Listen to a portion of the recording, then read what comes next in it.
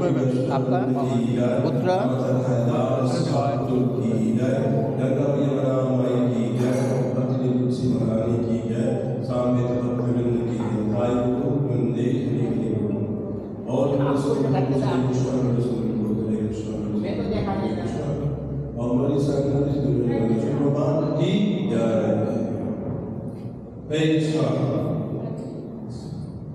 सभी भक्तों का स्वागत है।